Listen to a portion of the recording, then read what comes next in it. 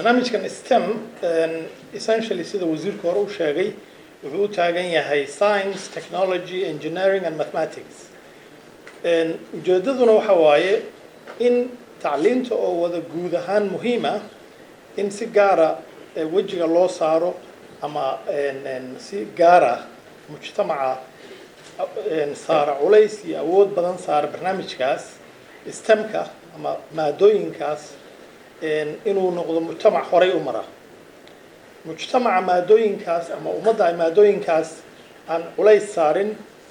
na ay noqdaan ummad hoos u dhacda.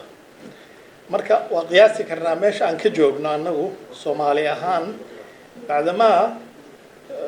10 sano ama waqtiyadii ugu dambeeyay ama dalka Soomaaliya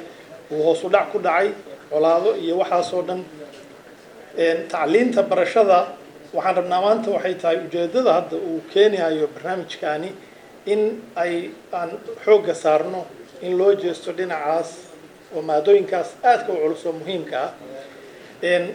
Maadooyinkani waxay keenaan waxa loo yaqaano logic and reason in uu bato inay dadku noqdaan dad xisaabtamaya dad ah critical citizens wax la yiraahdo muwaadiniin wacyi gashan oo dalkooda iyo dadkooda iyo dantooda ka shaqeynaya oo aysan noqon dad wax lagu shuban karo oo been laga dhaadhicin karo. Marka waxay muhiim u tahay runtii fikirkan STEM inaan ka shaqeyno dunida horay u martay dadku iskama fadhiyaan siyaasad kama hadlaan waxa lagu mashquul yahay in la horumaro oo wax la barto. midda kale muhiimka waxa waaye waxbarashadu waa lifelong learning waxbarashadu ma dhamaato inta qofka uu nool yahay diintuna waa sheegaysaa waa inuu wax barto. barnaamijkan waxaa lagu bilaabaa caruurtu markay yar yihiin ayaa la baraa sababta iskoolada wadamada hore u maray markay caruurtu yar yihiin la baraa science-ka markay yar yihiin la baraa maths-ka markay yar yihiin la baraa farsamada meel walba waxaa jira laboratory iyo labs ayaa jira oo ah wax walba la tusaayo inay gacanta wax ka bartaan inay gacanta wax ka qabsadaan.